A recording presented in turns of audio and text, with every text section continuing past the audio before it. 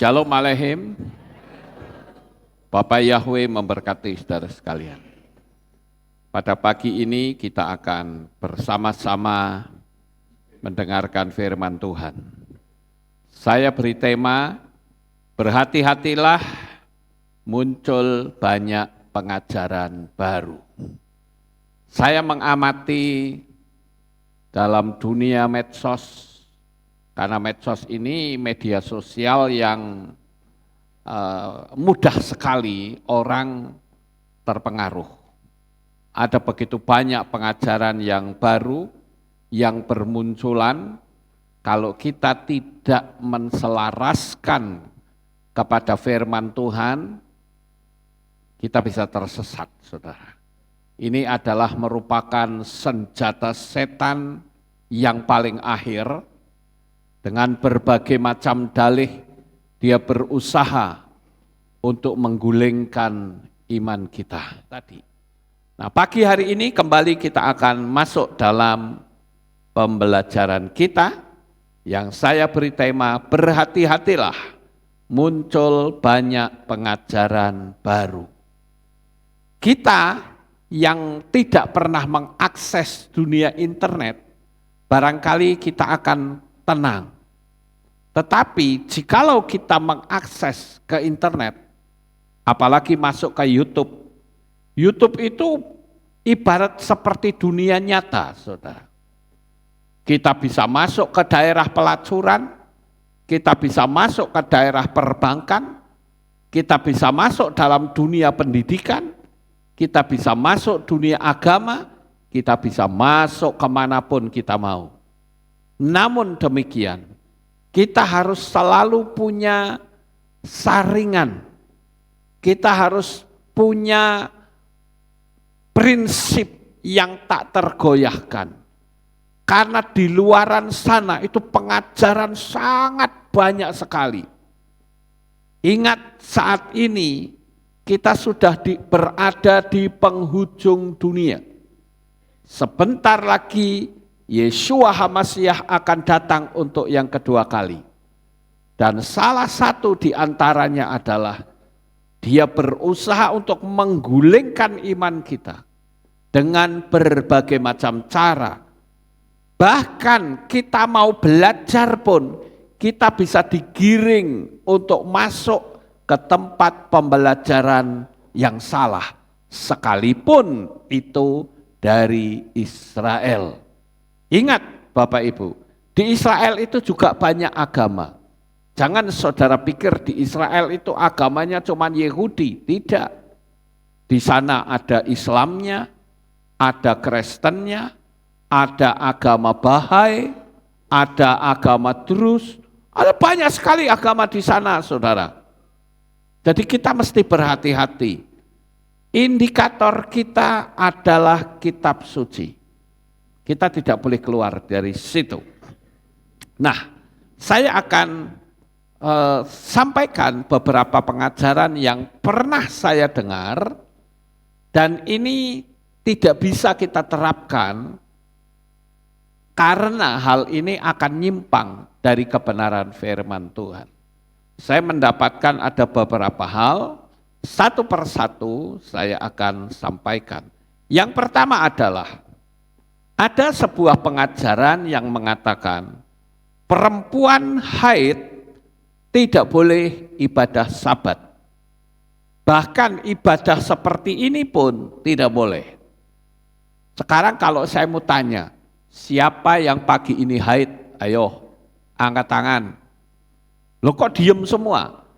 Ada enggak kira-kira yang haid tapi diem? Ada. Lalu di mana salahnya haid tidak boleh ibadah? Katanya itu najis. Nah sekarang kalau mau bicara seperti itu, saya juga bisa berkata bahwa laki-laki yang keluar lelehannya juga najis. Lalu kalau saya tanya siapa laki-laki di sini yang keluar lelehannya, pasti nggak akan mau mengaku. Iya toh, saudara? Nah, saya akan tunjukkan bagaimana kita menyikapi hal ini. Di dalam Torah memang diatur seperti itu. Kenapa ada seperti itu? Saya mau bicara belak-belakan saja. Zaman dulu, apakah sudah ada pembalut? Belum. Dan kalau orang haid, pasti bisa menetes kemana-mana. Itu najis. Betul nggak saudara? Betul. Lah sekarang sudah ada pembalut. Dan itu pasti tidak akan terjadi seperti itu. Nah, saya juga kasih tahu bahwa yang namanya Torah itu ada 3, saudara. Yang dikenal dengan Torah Sebalpe itu Torah lisan. Sekarang kenapa Abraham kok bisa ngerti mengembalikan perpuluhan? Padahal perpuluhan yang ditulis itu zaman Mose. Kenapa Abraham bisa tahu? Lalu dari mana Abraham bisa keluar dari Ur Kasdim? Itu adalah yang disebut Torah Sebalpe, Torah lisan, di mana Tuhan berbicara langsung kepada manusia. Sampai di sini paham? Nah, kemudian di zaman Mose, Torah itu ditulis. Dan itu pun setelah mereka keluar dari Mesir. Ketika Mose ada di Gunung Sinai. Betul nggak Bapak Ibu? Nah disitulah Torah mulai ditulis. Itu yang dikenal dengan Torah Sepiktav. Yang pertama Torah apa? Sebalpe. Ini saudara mesti ngerti, harus hafal. Yang kedua adalah Torah Sepiktav. Itu Torah yang tertulis. Ya, kita bisa ngerti hukum-hukumnya. Oh kayak gini tidak boleh, oh kayak gini tidak boleh. Itu karena ada yang tertulis. Nah sekarang pertanyaannya, Torah lesan sudah, Torah tertulis sudah. Terus bagaimana cara menjalankan Torah itu? Maka Tuhan tunjukkan caranya, yaitu mengikuti gaya hidup Yeshua HaMashiach. Nah dia ini dikenal dengan Torah Chaim atau Torah kehidupan. Nah sekarang mari kita akan lihat saudara, bahwa Yeshua ini itu menyempurnakan Torah, bukan menghapus Torah. Sekali lagi, Yeshua itu menyempurnakan Torah, bukan menghapus Torah. Ingat itu saudara, bahwa tidak ada satu yod pun akan hilang. Lebih mudah langit dan bumi lenyap daripada satu huruf yod itu hilang. Dalam teks terjemahan lain dikatakan iota. Itu yod itu huruf terkecil yang cuma celekunteng kayak koma. Itu lebih mudah langit dan bumi lenyap daripada huruf yod hilang. Jadi dia menyempurnakan. Apa yang disempurnakan? Torah berkata, jangan membunuh. Kategori membunuh adalah menghilangkan nyawa orang lain. Itu membunuh. Tetapi disempurnakan oleh Yeshua. Kalau kamu membenci orang lain, itu kamu adalah seorang pembunuh manusia. Nah, kalau kita mau mengikuti polanya Yeshua, seharusnya kita tidak boleh membenci orang lain. Itu disempurnakan saudara. Jadi sejak kedatangan Yeshua, saya katakan bahwa seharusnya orang-orang yang percaya kepada Yeshua ini adalah orang-orang yang terbaik di dunia. Karena tidak mungkin membunuh, yaitu dengan membenci. Amin. Jangan mencuri. Kategori mencuri adalah kalau kita mengambil milik barang orang lain, sudah ada di genggaman tangan kita, itu mencuri. Tetapi dengan disempurnakan oleh Yeshua, maka kalau kita menginginkan untuk mengambil saja, itu sudah dianggap mencuri. Jangan berzinah. Kategori berzinah adalah ketika orang sudah melakukan hubungan badan.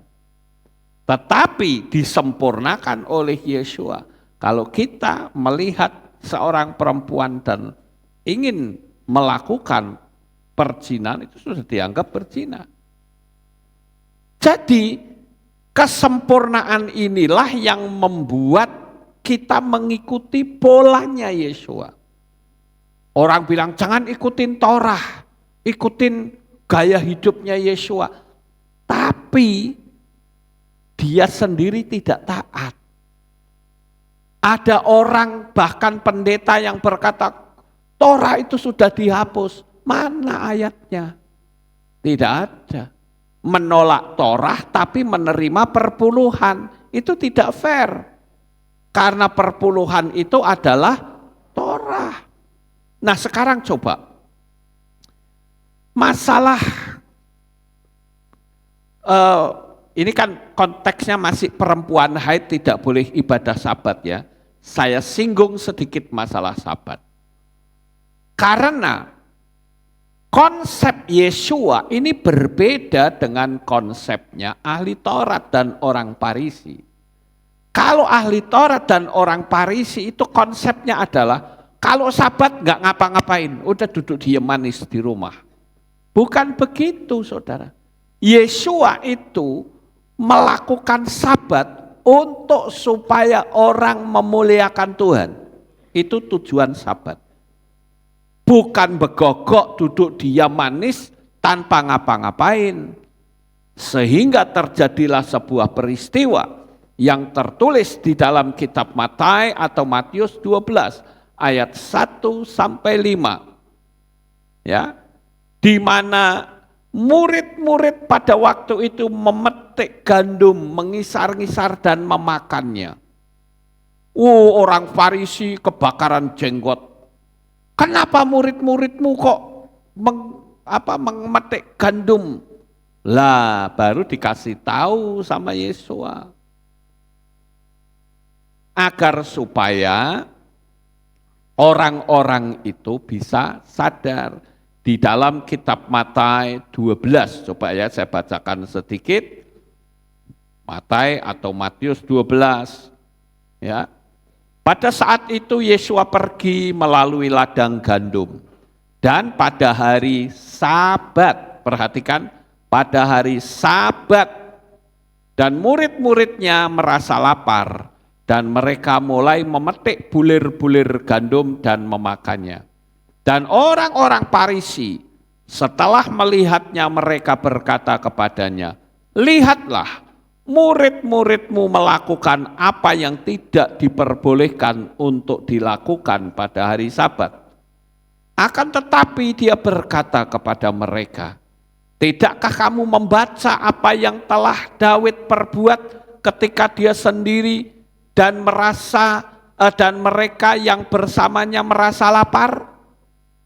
Bagaimana dia masuk ke dalam bait Elohim dan dia makan roti sajian yang adalah tidak boleh baginya untuk memakannya, bahkan juga oleh mereka yang bersamanya kecuali hanya para imam?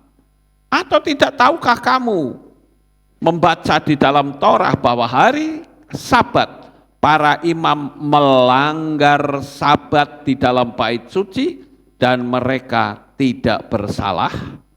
Namun aku berkata kepadamu bahwa yang lebih besar daripada bait suci ada di sini. Dan jika kamu sudah memahami apa artinya aku mengingini kemurahan dan bukan korban, maka kamu tidak akan pernah menghukum mereka yang tidak bersalah, sebab Anak Manusia adalah juga Tuhan atas hari Sabat. Nah, di sini kita melihat bagaimana Yesus langsung menegur ahli Taurat dan orang Farisi.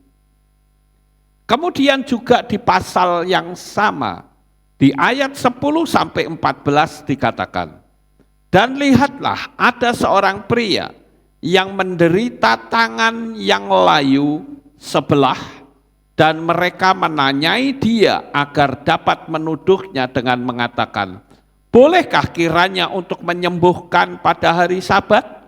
Namun dia berkata kepada mereka, siapakah orangnya di antaramu yang mempunyai seekor domba, dan jika itu jatuh ke dalam lubang pada hari Sabat, tidakkah dia akan meraih dan mengangkatnya? Jadi, betapa jauh lebih berharganya seorang manusia daripada seekor domba, maka adalah diperbolehkan untuk berbuat baik pada hari Sabat.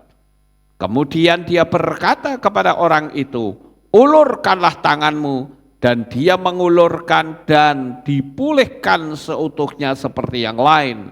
Dan setelah keluar, orang Farisi mengambil sesuatu kesepakatan menentang dia agar mereka dapat melenyapkan dia. Jadi Bapak Ibu, tujuan Sabat adalah agar manusia memuliakan Tuhan. Sedangkan orang Farisi mengatakan tidak boleh berbuat apapun. Nah, tujuan Sabat ini disempurnakan. Lah, orang haid kok malah nggak boleh Sabat? Bagaimana itu kalau seandainya pas haid pengen ibadah Sabat tidak bisa, malah mati, saudara. Bahkan saya pun membaptis orang sekalipun dia masih haid. Pernah pada suatu hari ada suami istri yang datang ke sini dan suaminya minta dibaptis. Saya bilang, istrimu nggak ikut baptis kalian? Terus istrinya menjawab, oh saya masih haid Pak. Jadi saya tunggu haidnya berhenti. Enggak usah tunggu, sekarang. Nah dia bilang, nanti kotor. Enggak apa-apa, kotor ya diganti airnya, gampang toh. Betul enggak saudara? Kita ini sedang kejar-kejaran dengan setan. Saya ambil sebuah contoh. Yesua sendiri yang adalah Yahweh yang maha suci hidupnya, itu pernah loh dijamah seorang perempuan yang sakit pendarahan 12 tahun lamanya. Apakah Yesua protes, kamu najis gak boleh pegang saya? Tidak. Ingat loh saudara-saudara, Yesua tidak marah, tapi justru ada kuasa yang keluar dari dirinya, sehingga membuat perempuan yang disebut dalam tanda petik itu najis, dia malah sembuh.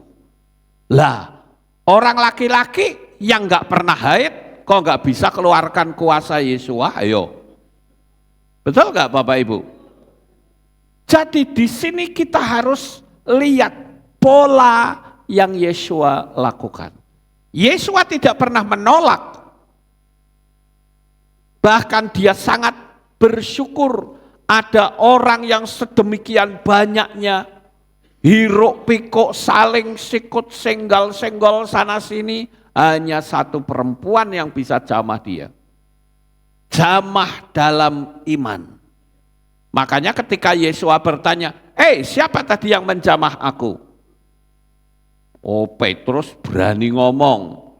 Orang begini banyak engkau tanya siapa yang menjamah aku. Lalu Yesua berkata, ada satu orang yang bisa menjamah aku karena ada kuasa yang keluar dari diriku.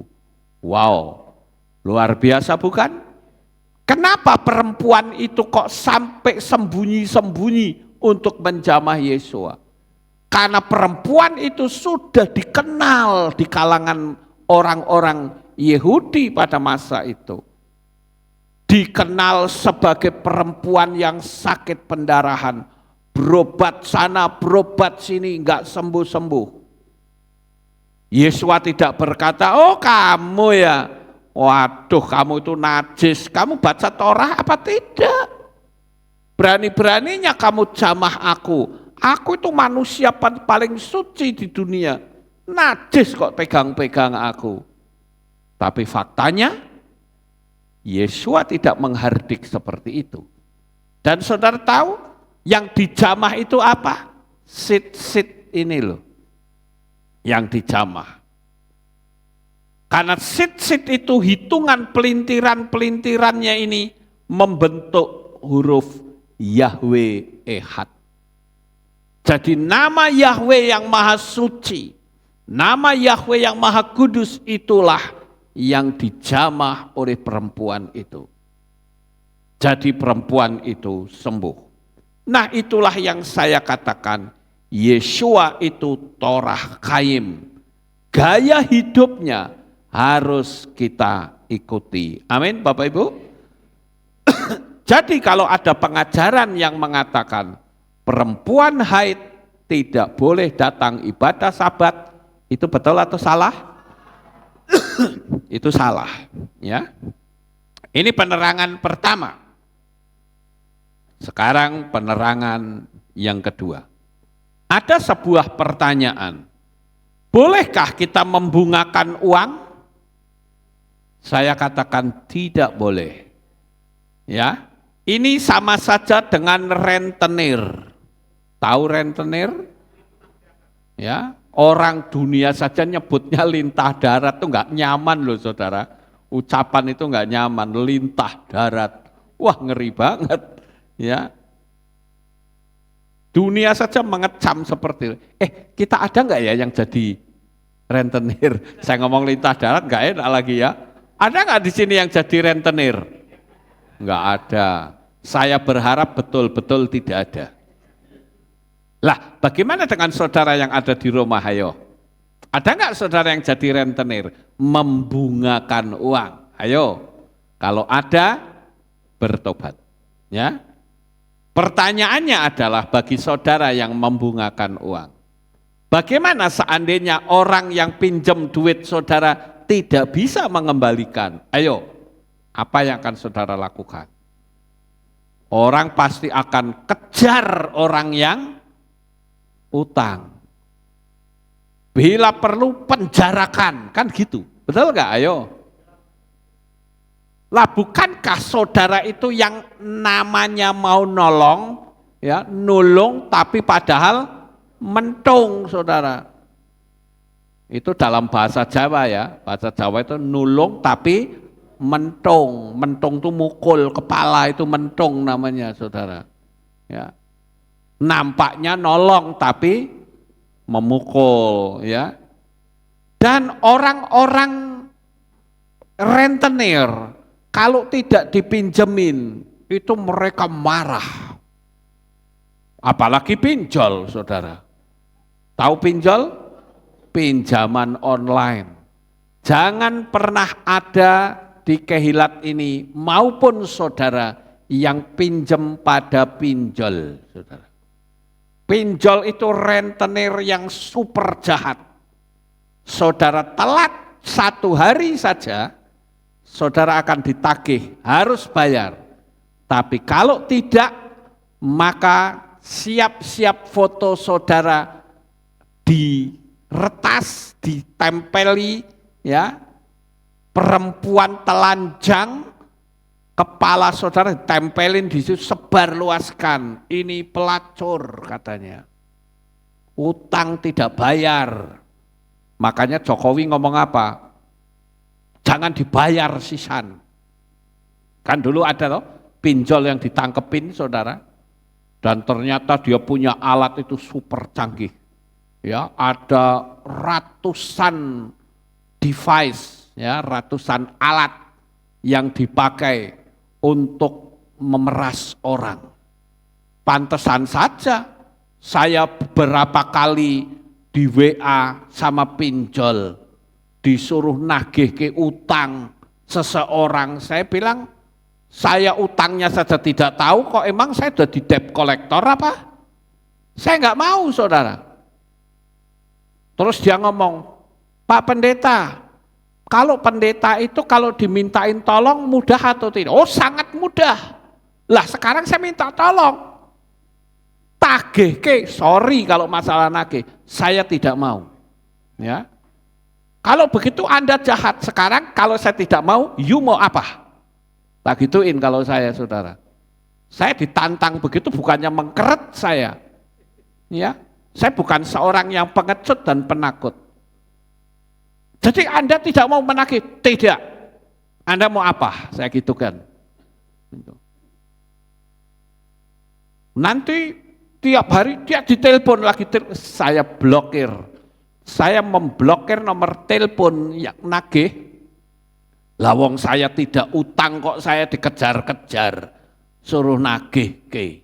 Mentang-mentang saya pendeta adalah orang yang paling mudah dimintain tolong.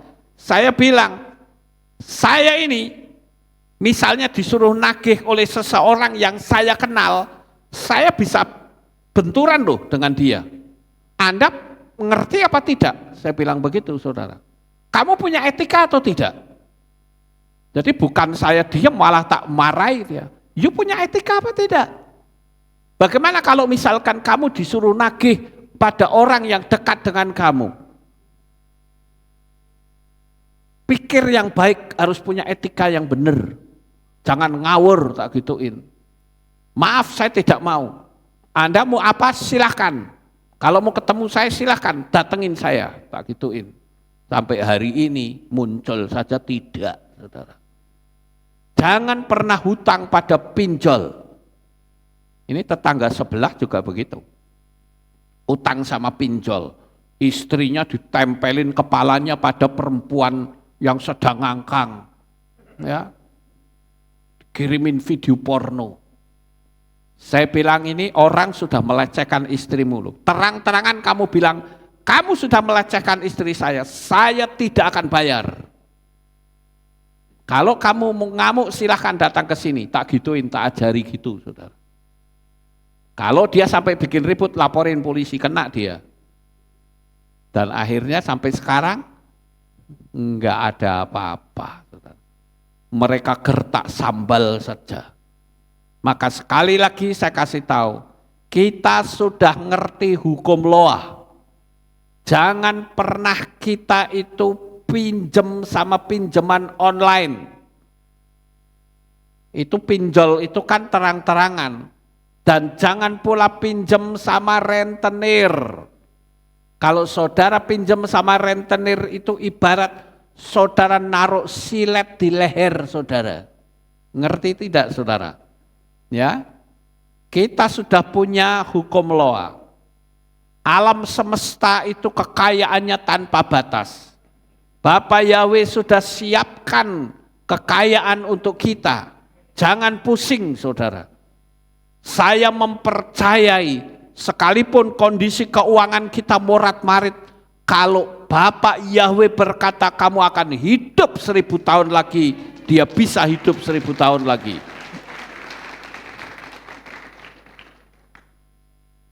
Jadi yang terpenting sekarang, teduhkan hati saudara, andalkanlah Bapak Yahweh, sekali-kali dia tidak akan mempermalukan saudara. Jadi saya katakan, kalau meminjamkan atau jadi rentenir boleh atau tidak? Membungakan uang juga tidak boleh. Ada yang ngomong misalnya, tapi saya nggak punya kerjaan Pak, ya cari kerja. Ya. Kalau saudara mengandalkan Tuhan, saudara cari kerja bisa. Bahkan saudara bisa mengklaim, aku nggak mau cari kerja tapi aku mau jadi bos. Bisa nggak? Bisa. Jadi keberhasilan dan kesuksesanmu adalah sejauh doa. Sejauh kita mengandalkan Tuhan. Dan sejauh kita berpikir, kita berbicara, dan kita merasakan. Maka kalau saudara yang dipikirkan itu kekayaan, ucapannya juga ucapan-ucapan yang berhikmat, dan hatinya juga mempercayai kita jadi kaya, bisa jadi enggak?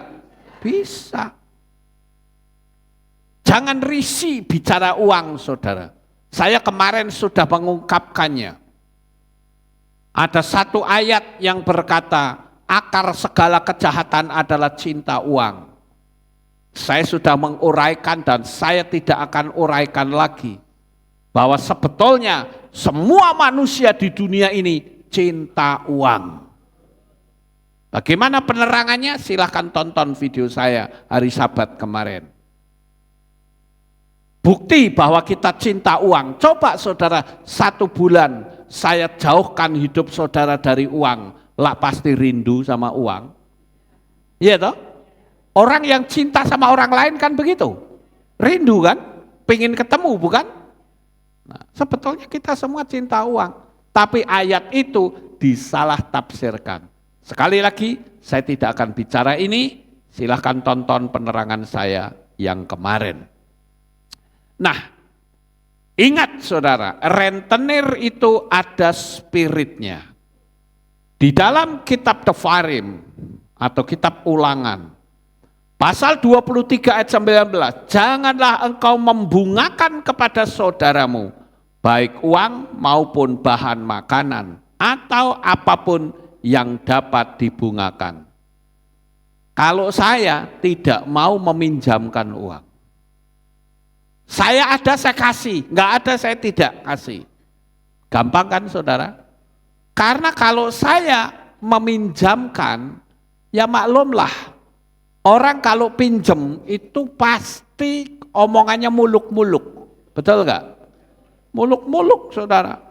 Pak tolong, apalagi mohon maaf, memakai nama Yahweh itu dilarang keras. Ya. Makanya jangan engkau menyebut nama Yahweh Elohimmu dengan sembarangan. Yaitu salah satu adalah untuk utang. Pak Lukas tolong diutangin saya dalam nama Yahweh, nanti minggu depan saya kembalikan. Itu tidak boleh. Tidak boleh bicara masalah duit karena nama Yahweh, tidak boleh. Itu namanya mencemarkan nama.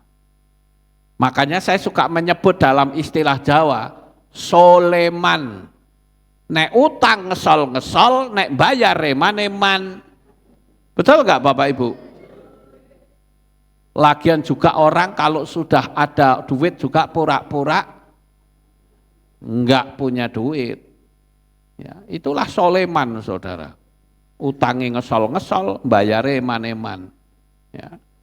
Jadi kita mesti berhati-hati. Jangan pernah ada di antara kita yang jadi rentenir. Sekarang yang ketiga. Tidak mau ikut Bapak Yahweh karena ada ancaman. Kalau mati tidak diupacarain. Bahkan ada yang berkata, nanti kalau mati dipenteng, disalib. Ada loh saudara. Di zaman sekarang, dulu saya masih ingat waktu SD saudara. Ada anak yang bilang, awas loh, ojo dadi Kristen. Nek percaya Yesus mati dipenteng. Padahal tidak pernah ada di Indonesia orang yang mati disalib. Ada? Enggak ada. Kalau sampai ada, wow terkenal Indonesia saudara. Jadi berita-berita yang nakut-nakutin orang, kalau kita percaya kepada Yesua matinya dipenteng, itu hoak. Ya. Dipenteng itu begini, disalib, itu penteng namanya saudara. Itu hoax. Dan saya katakan, karena kan ada orang yang ngasih tahu gini, aku nggak mau ikut Yahweh karena takut ada ancaman. Saya katakan jangan takut diancam. Kenapa sih iman kita sendiri kok kita diancam orang? Emang lu siapa? Kemarin ada seseorang yang ngomong sama saya, Pak Lukas, saya menerima Bapak Yahweh setelah saya baptis. Saya selalu ikut online-nya Pak Lukas. Tapi laptop saya diguyur tetangga saya. Enak aja loh guyur kalau saya bilang. Suruh ganti dong. Ya. Emang lu siapa? Berani-beraninya guyur. Sama seperti saya ketika saya pertama jadi Kristen. Emang lu mau jadi pendeta? Saya jawabnya gampang. Kalau gua jadi pendeta terus lu mau apa? Gampang kan saudara? Ya nggak ngapa-ngapain, ya udah nggak usah ngomong. Kan gampang seperti itu. Kenapa sih orang itu kok takut gitu loh? Sedangkan manusia ini kan urusannya dengan Tuhan sendiri-sendiri. Ya kan? Oh itu orang kalau itu darahnya halal, coba saja. Ya enak aja lu ngomong. Menghalalkan darah orang, emangnya cecek apa? Cicak apa? Apa kecoa? Enak aja saudara.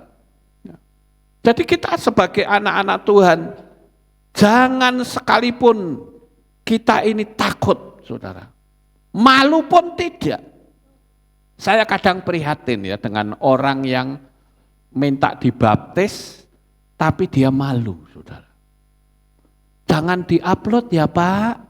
Ya sudah, kalau nggak mau ya sudah. Cuman saya cuma ngelus dodo. Oh nek saya malah tak pamerke, saudara. Saya tunjukkan ini loh iman saya yang baru.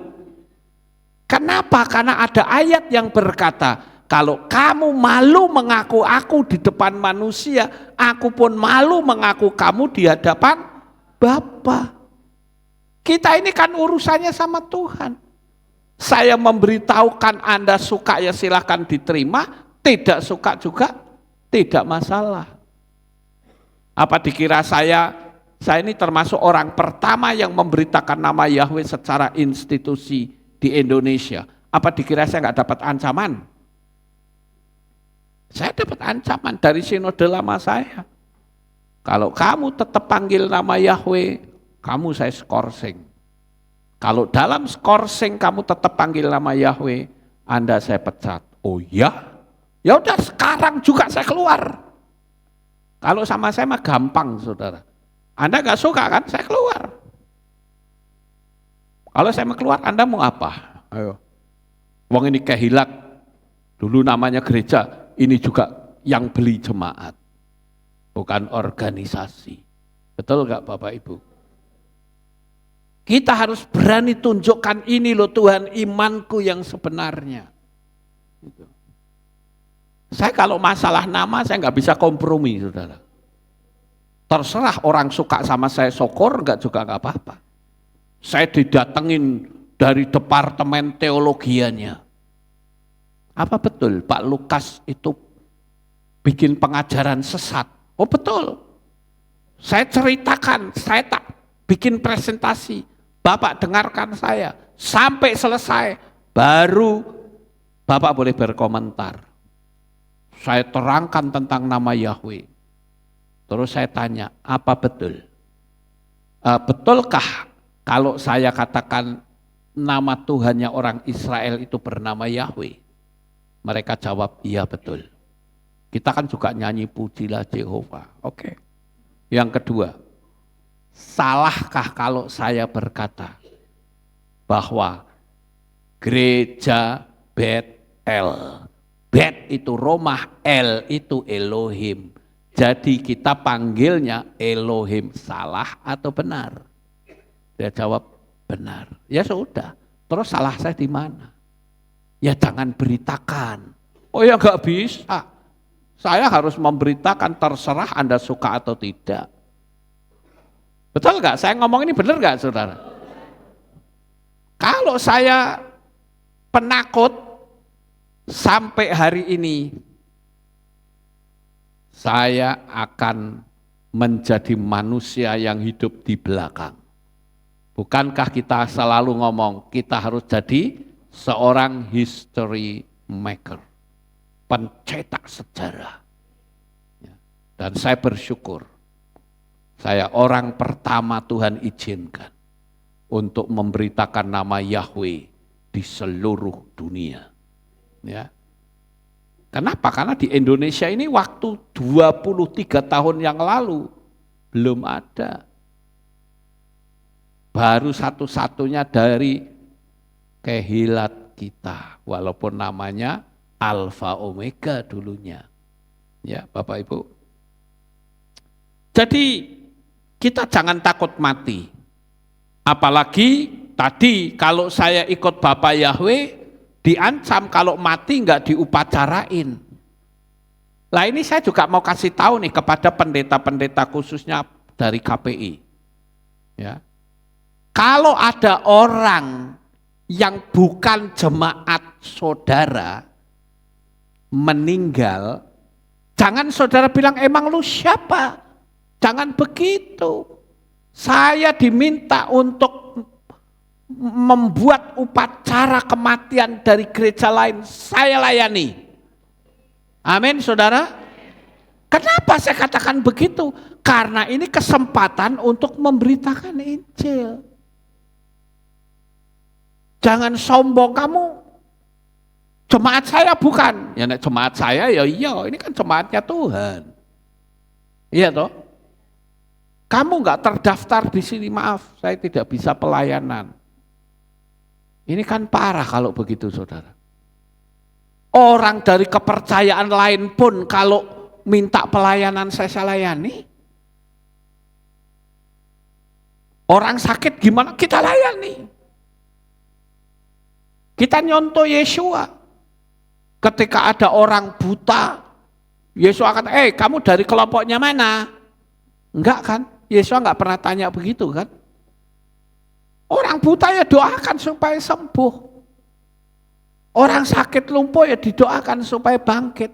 Yesua enggak pernah tuh tanya, kamu dari organisasi mana? Enggak pernah. Jadi paham ya Bapak Ibu? Khususnya untuk pendeta-pendeta KPI.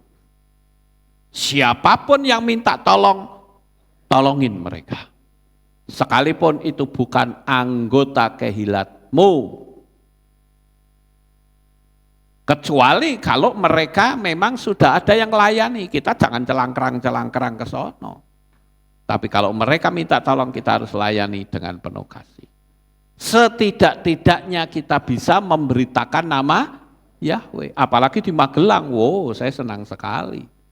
Karena di Magelang itu kadangkala upacara kematian itu pakai speaker toa. Seperti waktu di Bogeman kan begitu ya. Di Bogeman tuh kalau ada kematian, khotbahnya pakai speaker toa, wah itu luar biasa. Kesempatan memberitakan nama Yahweh, betul nggak Bapak Ibu? Kalau saya pinjam speaker toanya RW atau RT, tak suruh teriak-teriak nama Yahweh kan nggak boleh. Tapi karena acara kematian, wah kapan lagi? Betul nggak saudara? Jadi kita ini harus jangan jadi orang yang berjiwa penakut. Ya. Itu bukan cuma masalah takut sama manusia, setan pun begitu. Jangan takut saudara. Sekarang kalau saya tanya, jawab jujur, siapa di sini yang takut setan, angkat tangan. Oh tidak ada wong siang hari. Coba kalau malam hari. Dan kalau malam hari pun nggak ada yang berani angkat tangan. Malu. Saudara. Saya kasih tahu, setan itu tidak perlu ditakutin. Dia itu kayak anjing, saudara. Kita ngusir, kita harus berani, jangan hus, tapi mundur, dicatek kita. Paham Bapak Ibu? Nah, sekarang kita lihat yang lain, yang keempat.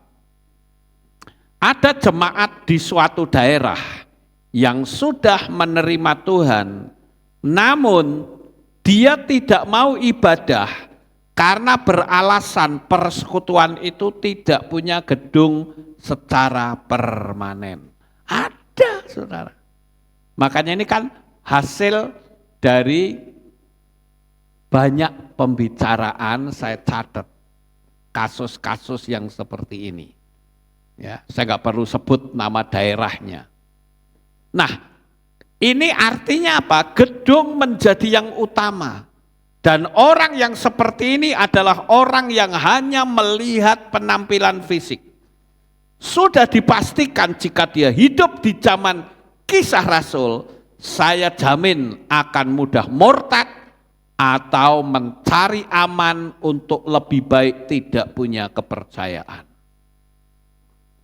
Berapa banyak pendeta atau orang yang memiliki gedung ibadah yang mewah, tapi yang dipanggil salah.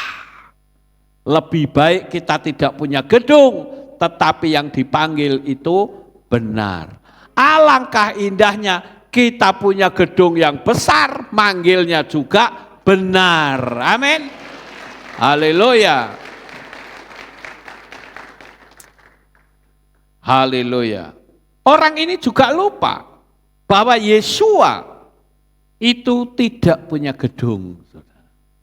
Dia kalau ibadah bisa masuk ke gedung itu pun kalau diminta sama ahli Taurat orang Farisi. Kalau tidak, dia ibadahnya di pantai, ibadahnya di taman, ibadahnya di bukit, di rumah-rumah. Jadi tempat itu jangan dijadikan hal yang utama. Syukur kita punya gedung yang gede, tapi kalau tidak juga tidak masalah. Amin Bapak Ibu. Nah ini yang harus kita ketahui. Sekarang yang kelima. Orang yang sudah mati bisa dipindahkan ke Firdaus. Yang penting masih 3 hari. Ada yang seperti itu. Saya katakan pernyataan ini salah, ya. Ajaran seperti ini tidak pernah ada dalam kitab suci kita. Karena tidak ada pemindahan roh orang yang sudah mati sekalipun didoakan selama 1 minggu. Pemindahan orang dari alam maut menuju ke surga, sebutnya begitu, itu adalah yang dikenal dengan purgatori atau orang nyebut purgatorium. Apa itu saudara? Itu adalah doktrin dari Katolik. Bahwa itu yang diprotes sama Martin Luther saudara. Jadi doktrin di Katolik itu mengatakan bahwa orang kalau sudah mati itu bisa didoakan. Dari siksaan itu bisa dipindah. Apalagi kalau dia memberi sumbangan ke gereja. Dasarnya dari mana? Dari mana? Dari kitab 2 Makabe. Kan kitabnya Katolik kan ada tuh, ya, yang dikenal dengan Deuterokanonika. Tapi sayangnya salah menafsirkan. Di dalam kitab 2 Makabe pasal 12 ayat 42 sampai 46 itu ada sebuah cerita. Ada tentara-tentara Yahudi waktu perang, ya. Dan pada waktu itu Yudas membawa anak buahnya ke kota Adulam untuk mengumpulkan apa? Jenazah orang-orang Yahudi yang kalah perang, yaitu anak buahnya Esdris. Tetapi ternyata saudara, pada waktu orang-orang itu anak buahnya si siapa? Yudas itu datang, dia ambilin mayatnya, dia kaget. Loh, lah kok di jubahnya kok ada jimat? Jimat patung-patung. Mereka nggak tahu apakah mereka membawa patung dari luar, menjarah atau dari rumah untuk pegangan hidupnya. Sehingga mereka mati dalam peperangan itu, saudara. Patung-patung itu adalah dari kota Yamnia. Lalu anak buahnya Yudas bilang, oh ya pantes mereka mati. Mosok perang kok bisa kalah, padahal kan anaknya Bapa Yahweh. Ternyata karena dia bawa patung di jubahnya, saudara. Kemudian Yudas sebagai seorang pimpinan tentara komandannya waktu itu bilang begini, sudah kita kumpulkan saja jenazahnya. Supaya mereka selamat, ya, ayo kita iuran. Ya, kita setelah dapat iuran nanti kita sumbangkan ke Kehilat di Yerusalem. Siapa tahu nanti rohnya bisa pindah. Lalu mereka bikin kolekte, saudara. Ya, terkumpullah 500 keping perak. Lalu disumbangkan ke Kehilat. Lalu Yudas bilang, didoakan ya arwah-arwahnya ini supaya dia pindah. Nah, dari cerita pengajaran purgatori ini, saudara, saya memiliki beberapa kesimpulan. Kesimpulan yang pertama adalah, dalam hal ini berarti pengorbanan darah Yesua menjadi sia-sia. Betul nggak? Nggak perlu ada pengorbanan darah kalau begitu. Kalau mati ya sudah, sumbangkan saja ke Kehilat Aleph tahu duitnya. Kira-kira kan begitu. Ya. Itu salah. Artinya pengorbanan darah Yesua menjadi sia-sia. Yang kedua, ingatlah bahwa mereka mati dalam ketidaktaatan karena menyimpan benda-benda kekejian. Pertanyaannya, apakah itu tidak membuat Tuhan cemburu? Apakah itu tidak membuat hati Tuhan marah? Nah, jadi kalau Tuhan murka, bisa nggak pindah ke Samayim? Enggak bisa. Yang ketiga, dengan Yudas mengumpulkan 500 keping perak dan menyumbangkan ke Kehilat untuk memasukkan manusia di Samayim, itu sama saja Bapak Yahweh disuap 500 keping perak. Berarti Bapak Yahweh itu terima suap. Betul nggak Bapak Ibu? Dan ini jelas salah. Bapak Yahweh itu tidak butuh duit. Yang butuh duit itu kita semua. Yang butuh duit itu pekerjaan Tuhan. Bapak Yahweh enggak butuh duit. Jadi kalau disumbang 500 keping perak, kok manusia bisa pindah dari api yang kekal menuju ke Samayim? Ya ayo kita bikin kejahatan saja. Nanti kalau sudah mati suruh orang doain, pindah semua ke surga. Enak amat saudara. Itu kan tipu daya setan. Betul? Jadi tidak ada itu. Sumbang baru 500 keping perak. Lah 1 triliun pun tidak bisa. Kecuali hanya dengan darah Yeshua HaMashiach. Ya. Dan yang kelima, A, B, C, D, ya, yang D. Berarti ada keselamatan. Yang penting sediakan uang saja untuk menyuap Tuhan. Itu ajaran purgatori seperti itu, saudara. Tuhan itu bisa dikalahkan dengan duit. Saya katakan Tuhan itu tidak butuh duit, saudara. Yang dia butuhkan itu iman kita. Ya. Sekarang yang berikutnya. Yudas ini bukanlah seorang nabi, tapi hanya tentara perang yang tidak layak untuk dipercaya pemahaman imannya. Jadi tidak ada keselamatan bagi orang yang sudah mati tanpa kebenaran Tuhan dalam hidupnya. Amin.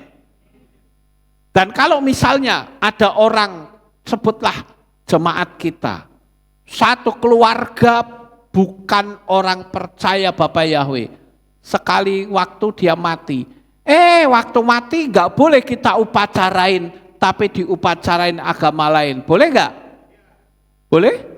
Boleh saja. Misalnya nih, ada keluarga agama lain yang percaya Bapak Yahweh cuman satu orang. Mati, saudara. Kan kita harus mengupacarakan, betul enggak? Tapi keluarganya melarang. Boleh? Silakan. Kenapa? Karena upacara kematian tidak akan bisa memindahkan orang dari neraka, dari Syamayim ke neraka, tidak bisa. Yang menentukan orang itu masuk ke Syamayim atau ke Sheol itu adalah imannya ketika dia masih hidup. Paham saudara? Itu di YouTube kan pernah terjadi itu di Magelang kejadiannya. Ada keluarga Kristen, satu orang jadi mu'alaf. Begitu mau diupacarain, itu peristiwanya di Dharma itu, di sebelah kita. Ya, ternyata ada pihak institusi Islam yang datang, diminta jenazahnya, ribut di situ gontok-gontokan saudara. Loh kalau saya ambil loh situ, urusono. Betul nggak saudara? Karena itu tidak akan mengubah roh orang yang sudah mati. Mau diupacarani gaya agama apa, silakan.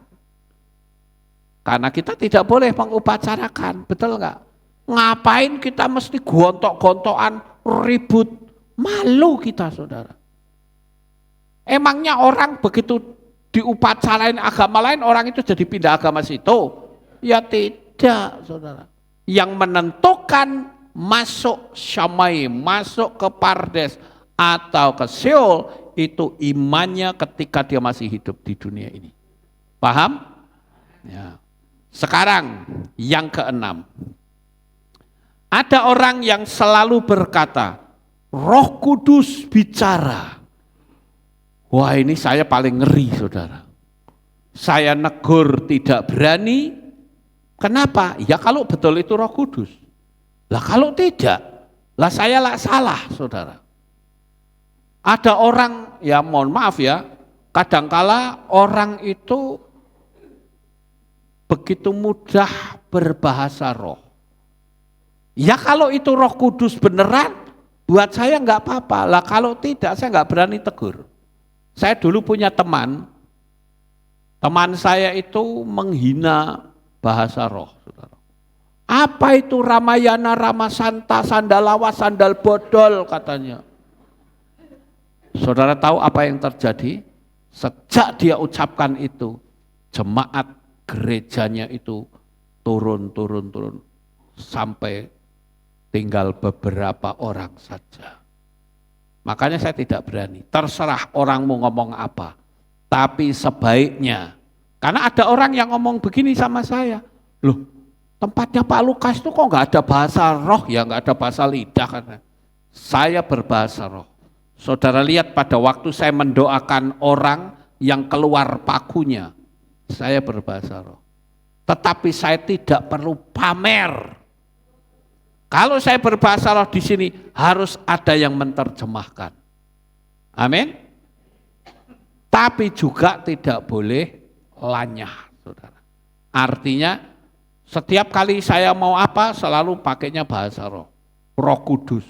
Nanti pergi ke pasar tanya Roh Kudus ini saya mau beli apa nih?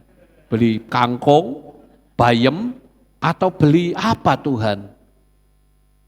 Kalau kita tanya seperti itu, Tuhan akan jawab seperti yang kemarin saya katakan apa? Sakarepe. Terserah. Tuhan saya mau beli kangkung apa bayam? Tuhan jawabnya sakarepe. Terserah kamu. Lah nek saya bilang bayam, kamu senangnya kangkung, nanti saya yang disalahkan. Betul Bapak Ibu? Jadi hal-hal yang seperti itu tidak menunjukkan kita rohani. Beli baju Tuhan ini, baju ini cocoknya yang mana untuk saya Tuhan? Apa yang warna bolong-bolong, apa warna bunga, atau apa Tuhan? Jawab Tuhan, sakarepe, saudara. Kita mesti ngerti hal ini. Jangan opo-opo Tuhan, opo-opo Tuhan. Ya boleh kita kalau misalkan dalam kondisi kita di tengah persimpangan jalan, kita tanya Tuhan itu betul. Tuhan, aku sedang ada dalam persimpangan jalan. Aku mohon diberi petunjuk daripadamu. Aku harus ke sana atau ke sini. Lah itu betul, saudara. Tapi kalau hanya seperti itu, ya repot, saudara. Mau ke Kehilat, Tuhan saya mau ke Kehilat. Enaknya naik becak, jalan kaki, naik sepeda apa mobil Tuhan? Sak karepe, kan gitu saudara. Jadi jangan apa-apa itu selalu mengatasnamakan Tuhan. Itu bahaya. Saya bacakan dalam kitab Yehezkiel 13 ayat 7 sampai 9. Saudara tangkap sendiri esensi di dalamnya ya. Tidakkah kamu melihat penglihatan kesia-siaan dan kamu mengatakan ramalan dusta? Namun kamu berkata, beginilah firman Yahweh, walaupun aku tidak pernah berfirman. Oleh karena itu beginilah Tuhan Yahweh berfirman, sebab kamu telah mengucapkan kesia-siaan dan melihat kebohongan, oleh karena itu lihatlah, akulah lawanmu, firman Tuhan Yahweh. Dan tanganku akan melawan nabi-nabi yang melihat kesia-siaan dan yang meramalkan kebohongan. Dalam perhimpunan umatku mereka tidak akan berada dalam kumpulan umatku, dan mereka tidak akan ditulis dalam catatan keluarga Israel, dan mereka tidak akan masuk ke dalam tanah Israel, dan kamu akan mengetahui bahwa akulah Tuhan Yahweh. Jadi jangan pernah mengklaim kalau ini dari Tuhan, sementara kalau diuji dalam kitab suci tidak ada. Contoh misalnya, di neraka itu saya melihat ini penglihatan dari Tuhan. Ya, wah saya lihat orang disiksa, yang tukang ngomel lidahnya dipotong keluar lidahnya lagi. Ya, potong lagi keluar lidahnya lagi. Orang yang gampang nguping, kupingnya disogok pakai besi panas. Orang yang berzina disogok dari bawah sampai ke atas.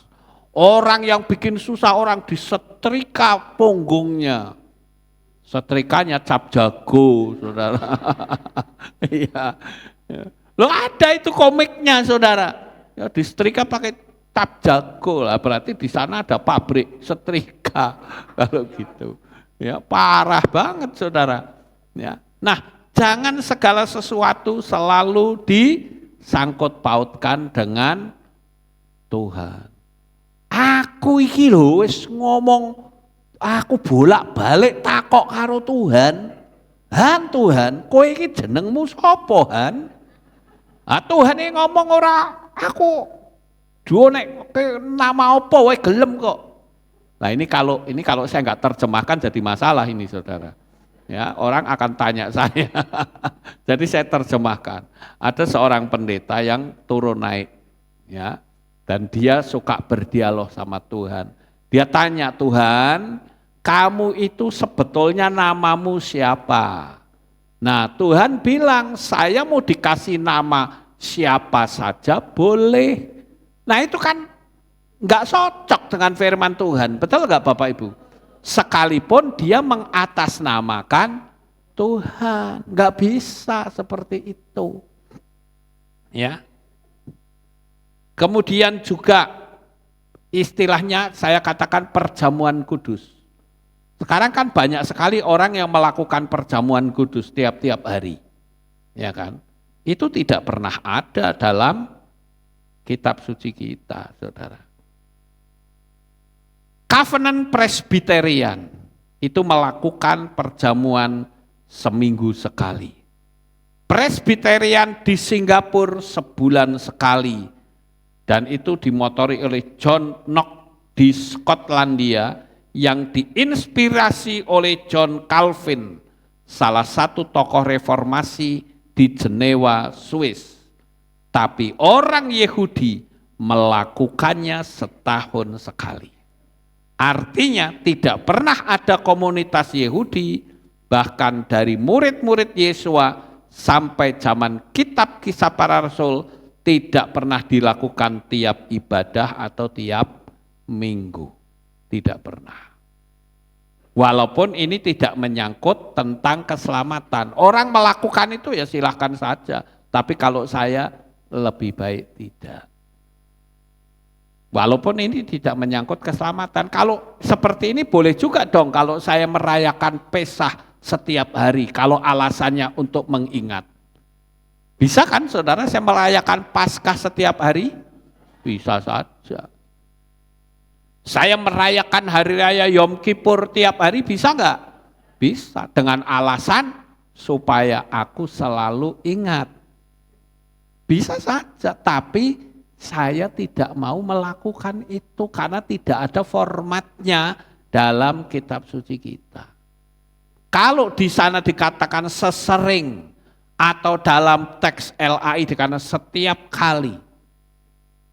Setiap kali itu setiap kali yang mana? Itu di dalam teks bahasa Ibrani ditulis dengan kata zeman. Zeman itu adalah sebuah peristiwa tertentu di suatu momen tertentu, bukan tiap hari. Zeman itu ada kaitan erat dengan kata zaman. Betul enggak saudara? Zaman Jepang, lah itu berarti peristiwanya terjadi di zaman Jepang. Ya, nah itu diingat kembali pada waktu tanggal yang sama di tahun yang berbeda untuk mengingat bahwa pernah terjadi peristiwa seperti itu. Paham Bapak Ibu? Jadi kalau orang itu mengatakan, oh ini dari Tuhan, Tuhan izinkan saya untuk lakukan. Saya bisa saja mengatakan, kita merayakan Paskah setiap hari juga boleh. Saya merayakan hari raya Pondok Daun tiap hari juga boleh. Dan memang itu tidak akan membawa kita masuk neraka, tidak. Karena itu tidak menyangkut keselamatan. Tapi kita keluar dari format utama. Paham Bapak Ibu? Ya. Kemudian yang berikutnya yang ketujuh sekarang. Oh, ini masih banyak loh saudara. Gimana ini? Mau terus? Oh terus, haleluya. Yang ketujuh saudara. Baptisan itu harus dicelupkan 7 kali. Ada yang bilang harus ngambang kampul-kampul gitu. Dulu ada saudara. Ini jelas tidak sesuai dengan firman Tuhan. Loh itu Naaman 7 kali, betul, tapi itu bukan baptisan, tapi itu pentahiran, saudara. Orang dikejar-kejar kesialan, lakukan itu, tenggelamkan 7 kali sambil dinubuatkan hal-hal yang positif, hal yang baik itu boleh, tapi itu bukan baptisan. Ada nggak di sini? Saya mau tanya, ada nggak di sini yang sudah dibaptis? Angkat tangan.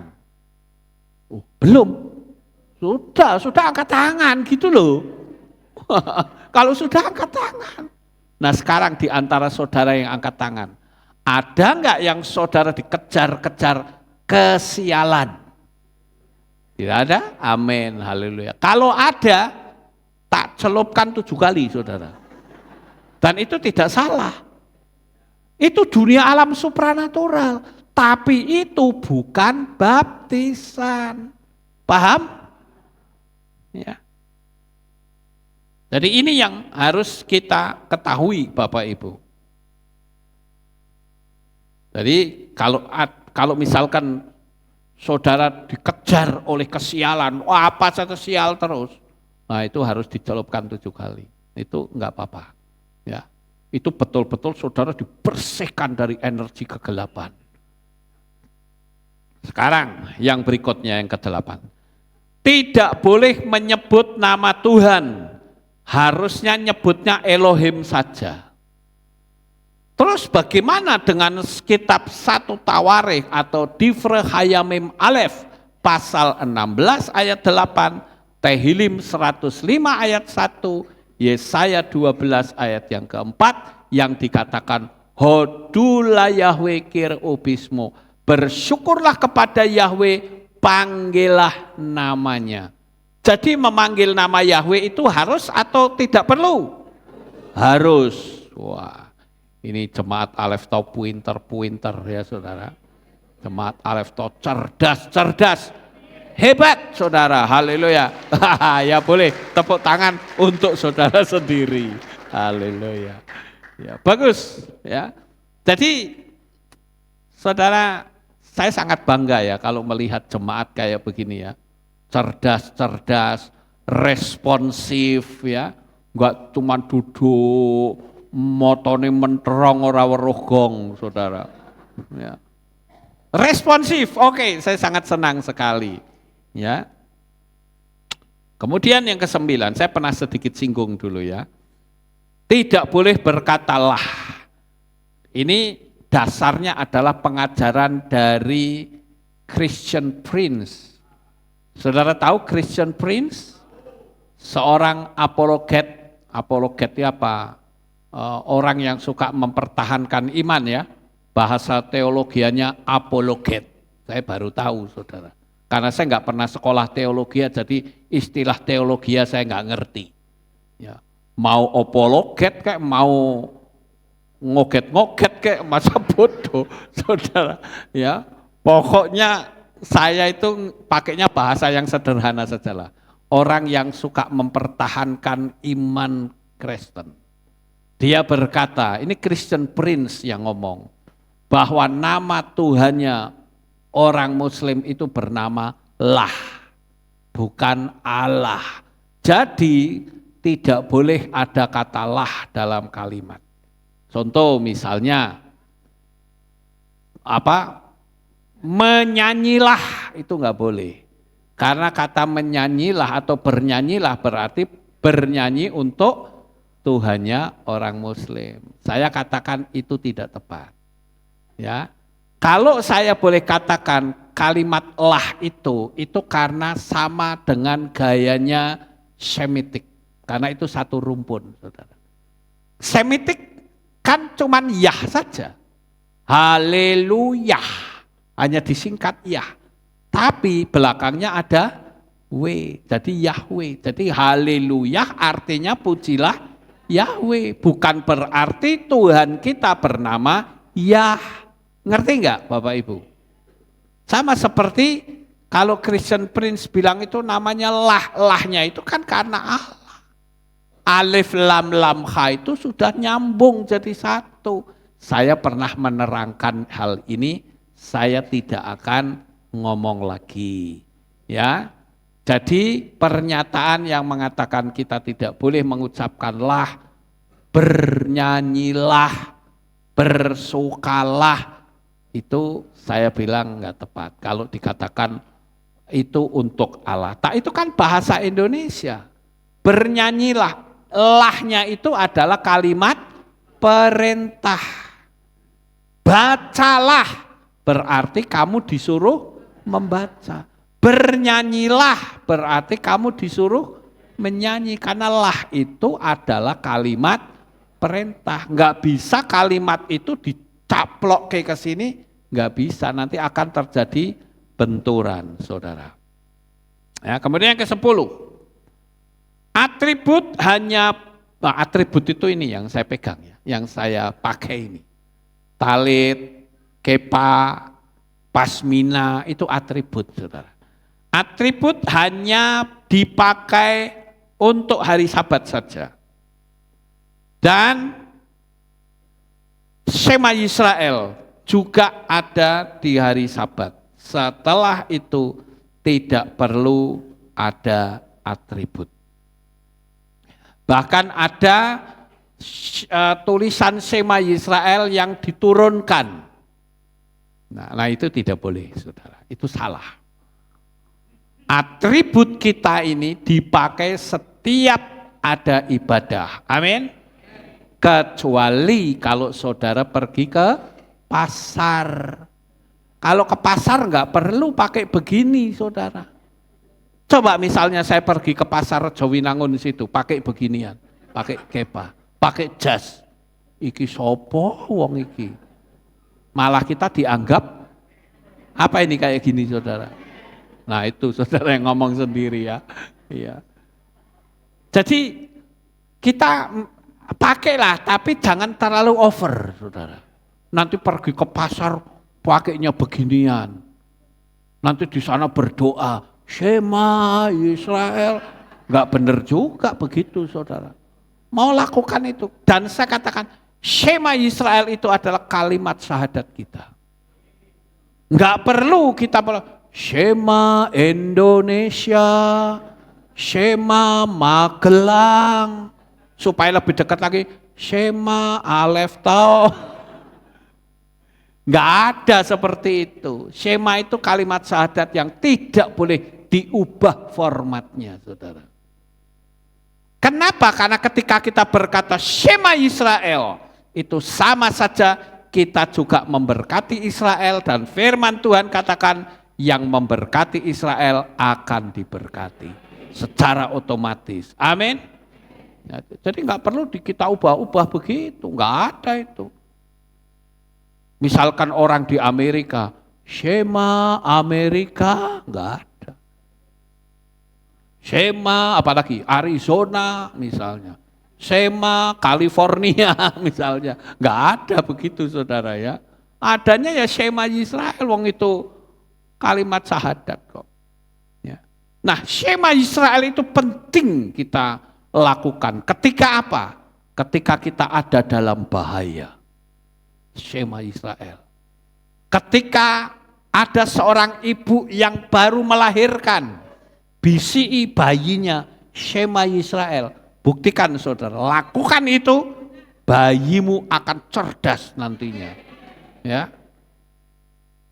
Jangan begitu, apa ki lanang apa wedok? Jangan gitu, saudara. Shema dulu. Jangan tanya laki pak perempuannya, mau laki mau perempuan sama saja. Yang penting doakan, bisi Shema Israel. Buktikan, anakmu akan cerdas melebihi kecerdasan teman-temannya nanti. Saat kita ada dalam bahaya, Shema Israel juga penting. Amin.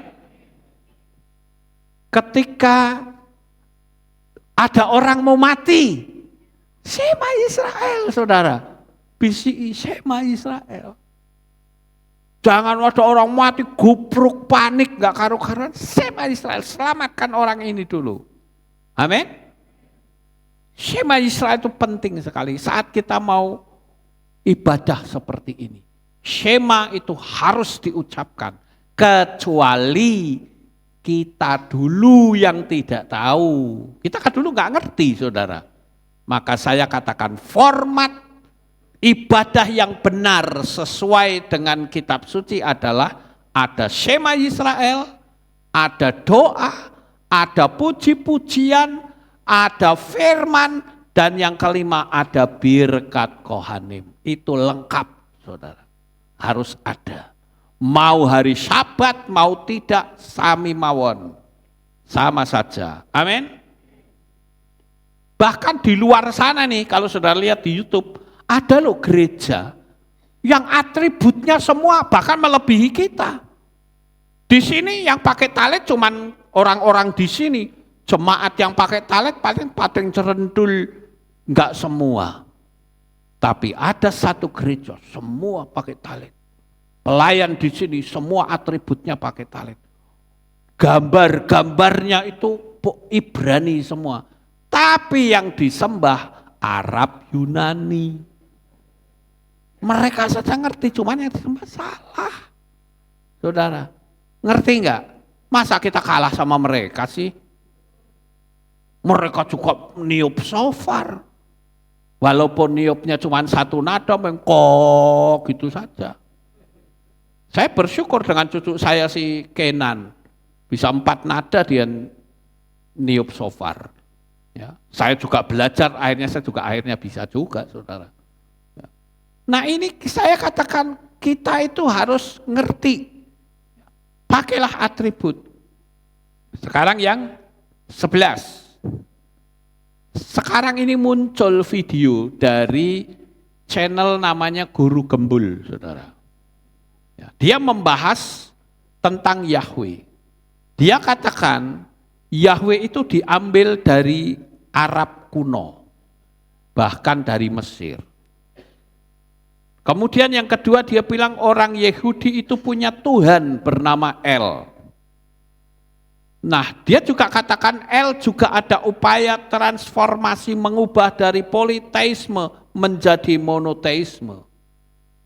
El itu bukanlah Tuhan yang Maha Esa, tapi Raja. Masuknya nama Yahweh itu sekitar abad 13 Masehi. Lah ini kan ngawur, saudara. Maka saya catat ini karena ada orang yang tanya sama saya. Pak, ini kok ada video seperti tak lihat, oh guru gembul, tak dengerin. Baru 5 menit terus tak pateni, saudara, ini ngawur semua. Maka saya kasih jawaban nih, enggak semua loh ya. Saya katakan, Yahweh diambil dari Arab kuno bahkan dari Mesir. Mana bisa? Bahasa Arab itu kan muncul setelah Babel. Iya toh? Sedangkan nama Yahweh sudah ada di zaman Enos. Kitab Bereshit 4 ayat 26 dikatakan, dan bagi Set, seorang anak laki-laki telah dilahirkan baginya juga, dan dia menyebut namanya Enos, maka orang mulai berseru dalam nama Yahweh. Lah ini Mesir sudah ada apa belum? Belum ada, kok ngomongin dari Mesir.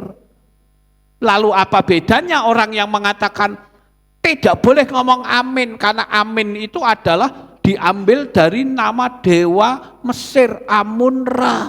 Lah inilah ngawur, saudara. Ini sama saja seperti ada anak berkata, loh papa waktu kawin kok ya aku rak diundang toh dalam perkawinan. Betul nggak kira-kira? Ya toh? Kan jadi sama, saudara.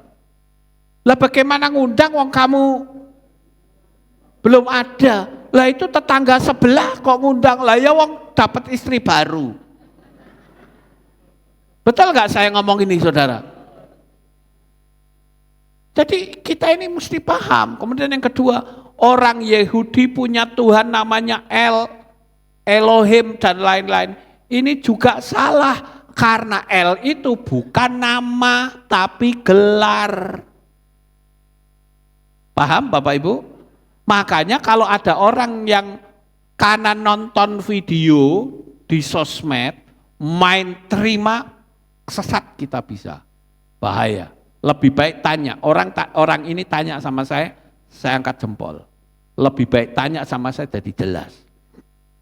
Yang ketiga, El juga ada upaya transformasi mengubah dari politeisme menjadi monoteisme.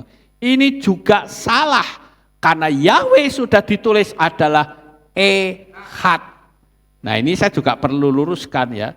Kita kalau ngomong itu bukan Ekad, bukan Ekad, itu salah. Yang betul Ehad, gitu loh.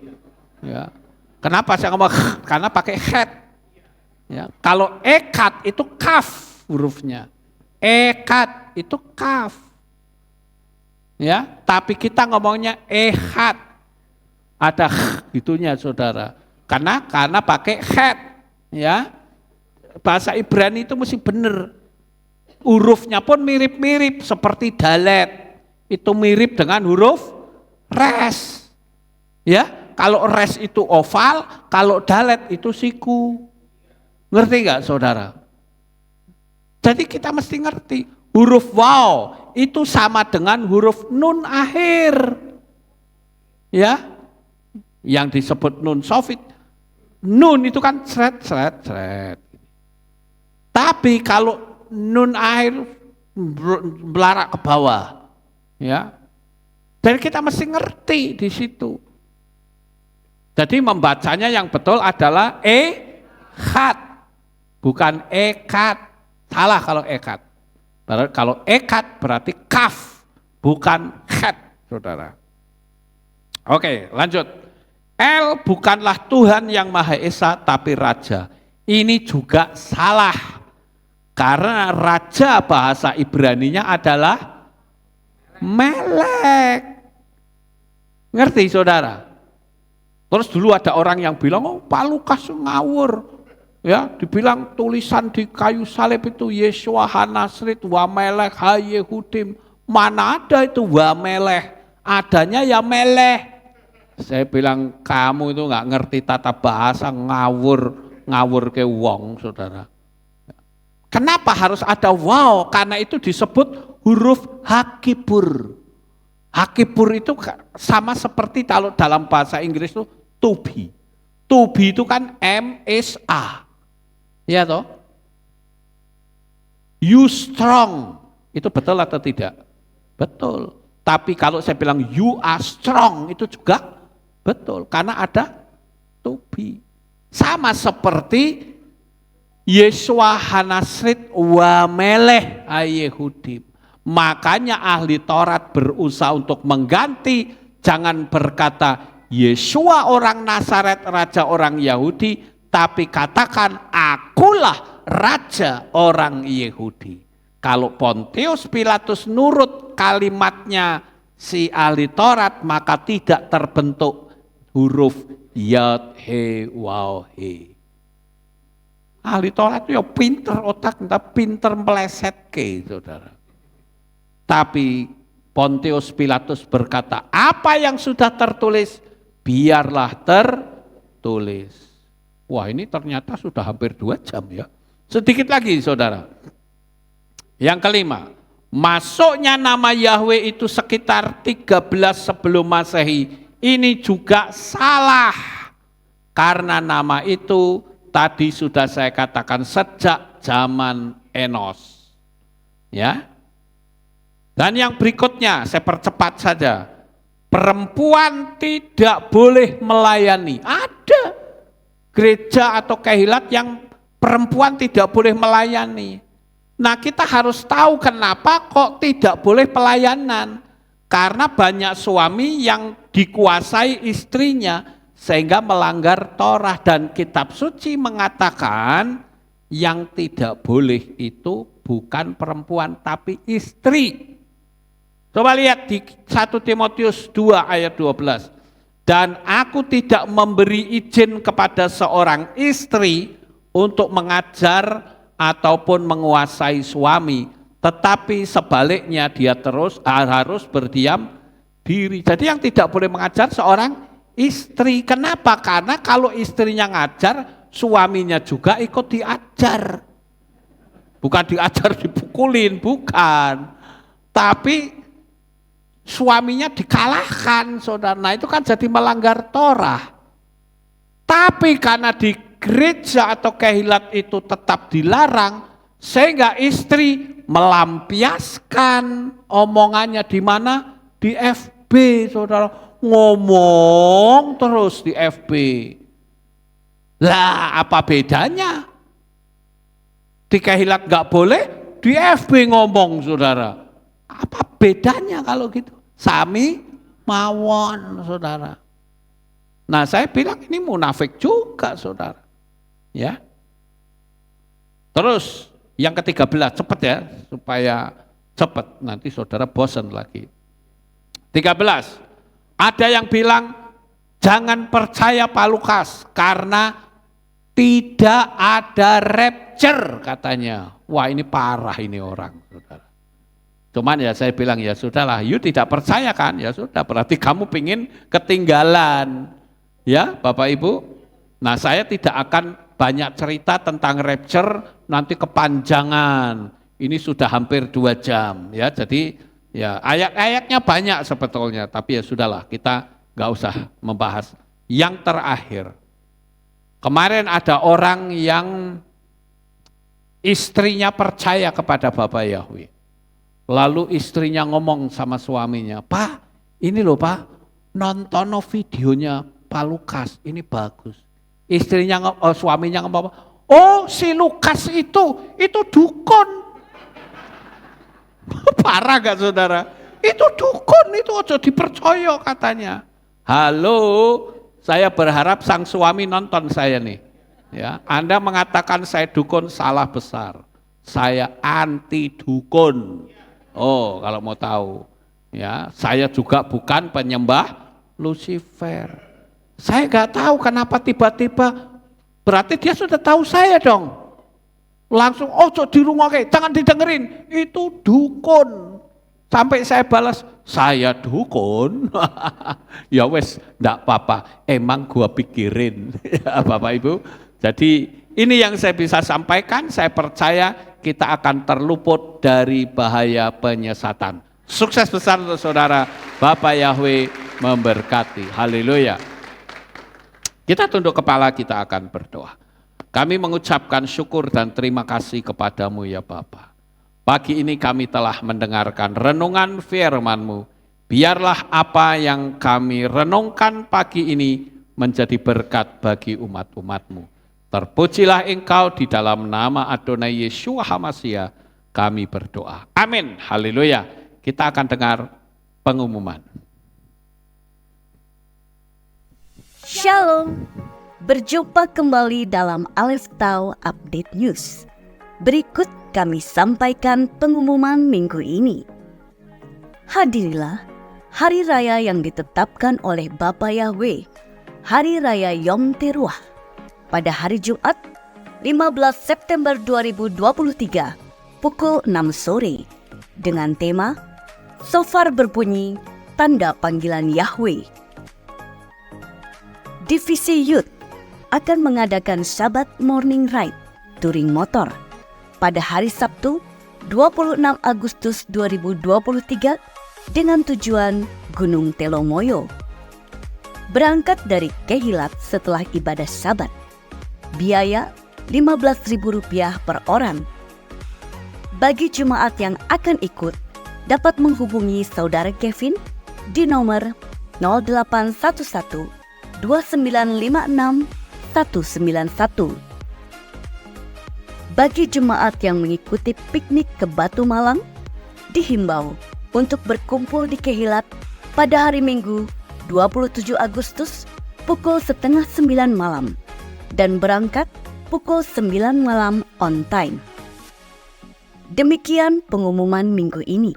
Sukses besar bagi saudara, Bapa Yahweh memberkati. Amin. Haleluya. Itulah pengumumannya. Kita akan akhiri ibadah kita pagi ini. Saya mengundang jemaat Tuhan kita bangkit berdiri, kita tutup dalam doa. Terima kasih Bapak Yahweh, selesai sudah ibadah kami dari awal, pertengahan sampai pada akhirnya. Sebentar lagi anak-anak-Mu akan pulang ke rumah mereka masing-masing. Jaga, lindungi, peliharakan mereka sampai di rumah dengan selamat. Pertemukan kembali pada jam-jam ibadah mendatang di dalam ikatan tali kasih-Mu. Terima kasih ya Tuhan, inilah doa syukur yang kami naikkan di dalam nama Adonai Yeshua HaMashiach. Kami sudah berdoa. Mari kita angkat tangan kita dan kita akan menerima berkat Kohanim. Haleluya. Yevarecheka Yahweh wa yismereka.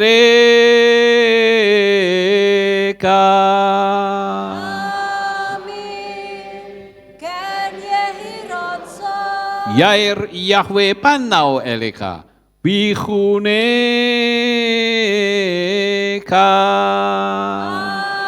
Amin. Ken Yehirotso. Yesa Yahweh panau eleka. Wayashem lecha shalom. Amin. Ken Yehirotso. Baruk atapa faruk atapa sadeh. Engkau akan diberkati di kota dan kau akan diberkati di ladang. Amin. Baruk peripit necha, ufri atmatka, ufri fahem teka syekar alapeka wa esterotsoneka. Diberkatilah buah kandunganmu, diberkati hasil bumimu, diberkati hasil ternakmu, anak-anak lembumu dan anak-anak dombamu. Amin. Baruk tanah kaum misyarteka, diberkatilah bakulmu dan tempat adonanmu. Amin. Baruk ata memoy kau faruk ata betseteka, dan kau akan diberkati pada waktu kau masuk, dan engkau akan diberkati pada waktu engkau keluar. Amin. Baruk ata Yahweh Elohenu melek haolam, beshem Yeshua HaMashiach wa ruach hakodes kile olam faed. Kami sudah berdoa dan mengucap syukur. Haleluya. Yevarecheka wa yismereka.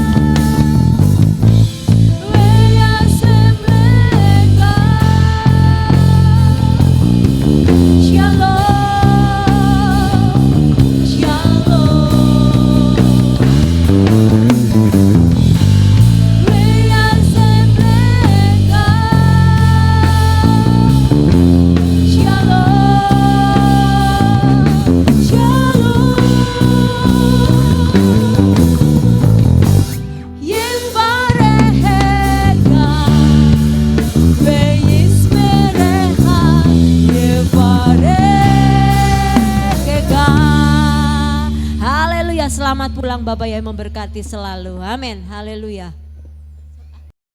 Inilah Bapa Yahweh yang Maha Kuasa. Terima kasih atas kehadiran Bapak Ibu Saudara sekalian dalam ibadah bersama kami di Kehilat Alef Tau Magelang. Doa saya Bapa Yahweh memberkati dengan kesehatan yang sempurna, damai sejahtera dan berkat materi yang semakin melimpah. Kami menunggu kembali kehadiran Bapak Ibu Saudara sekalian pada jam yang tersedia. Hari Sabat jam 5 pagi, hari Minggu jam 6 pagi, hari Rabu jam 6 sore. Siap sedialah sebagai mempelai Hamasiah untuk menyambut kehadiran mempelai pria kita yaitu Adonai Yeshua Hamasiah di awan-awan yang permai. Amen lehitraot. Shalom, sampai jumpa kembali.